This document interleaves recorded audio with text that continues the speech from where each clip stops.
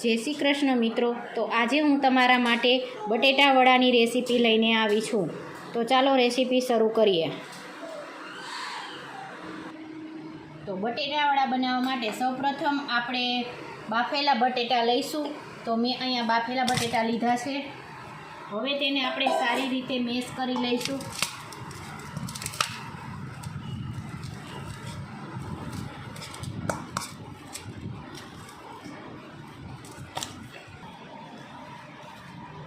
બટેટા તો તમે જોઈ શકો છો, બટેટા આપણા સારી રીતે મેશ થઈ ગયા છે। તો હવે આપણે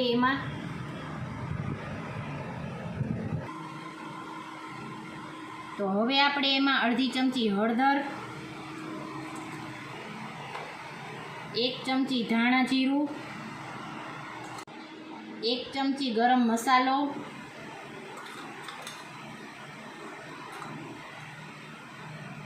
અડધી ચમચી હિંગ, 1 ચમચી ખાંડ,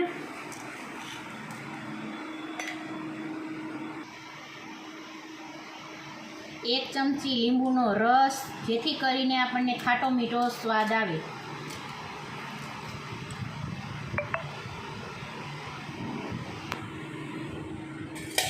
સ્વાદ અનુસાર મીઠું, અને મેં અહીંયા પહેલેથી મરચાં સુધારેલા લીધા છે 4 થી 5, અને કોથમીર।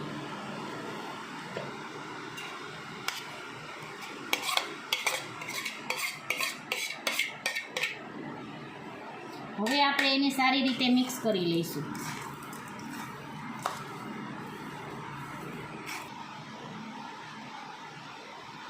તો તમે જોઈ શકો છો આપણો મસાલો તૈયાર છે। તો હવે આપણે એની નાની નાની ગોળીઓ વાળી લઈશું, આવી રીતે। તો હવે ગોળીઓ તૈયાર થઈ ગઈ છે। તો હવે આપણે આટી બનાવી લઈશું।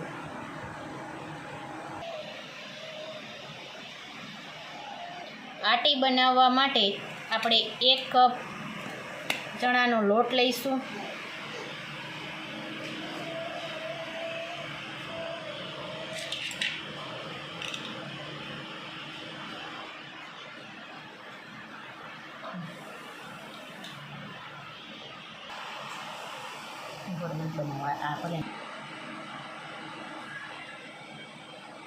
સ્વાદ અનુસાર મીઠું નાખીશું,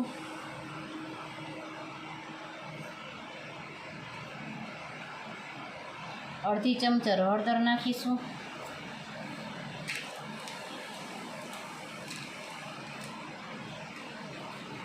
ચપટી ટાટા સોડા નાખીશું। હવે એની એક્ટિવ કરવા માટે લીંબુનો રસ ઉપર નાખીશું। તમે જોઈ શકો છો આપણા સોડા એક્ટિવ થઈ ગયા છે। હવે આપણે એમાં થોડું પાણી રેડતા જઈશું, થોડું થોડું કરીને, અને સારી રીતે હલાવતા જઈશું।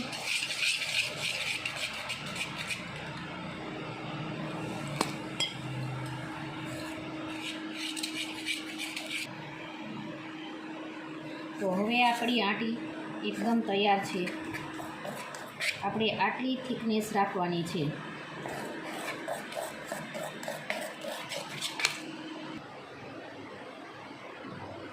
તો મેં અહીંયા પહેલેથી જ તેલ ગરમ મૂકી દીધું છે।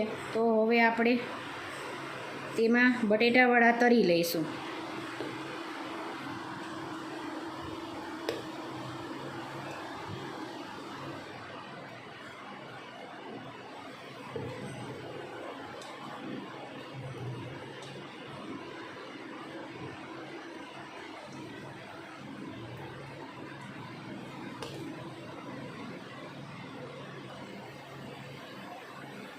આપણે ચણાના લોટની આટીમાં ભજીયાને આ રીતે ડીપ કરતા જઈશું અને તેલમાં નાખતા જઈશું।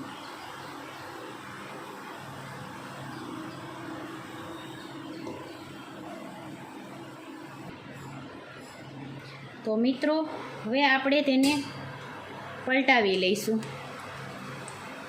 અને એકદમ બરોબર ચડવા દઈશું। બટેટા વડાને ચડતા ઝાઝી વાર નથી લાગતી। તમે આ રીતે બટેટા વડા બનાવશો તો એકદમ પોચા બનશે અને સરસ બનશે। જો તમને મારો વિડીયો પસંદ આવ્યો હોય તો લાઈક કરજો, શેર કરજો અને સબસ્ક્રાઈબ કરજો અને કમેન્ટમાં જરૂરથી જણાવજો અને ઘરે આ રેસીપી તમે જરૂરથી ટ્રાય કરજો. હવે આપણા બટેટાવાળા એકદમ ચડી ગયા છે તો આપણે એને કાઢી લઈશું.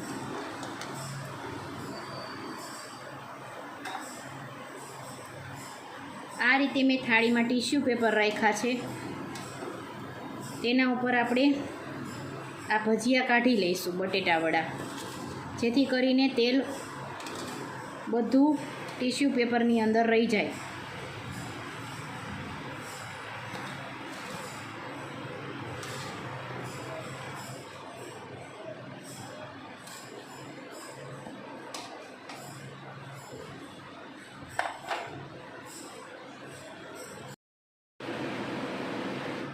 અમારી રેસીપી જોવા બદલ થેન્ક યુ.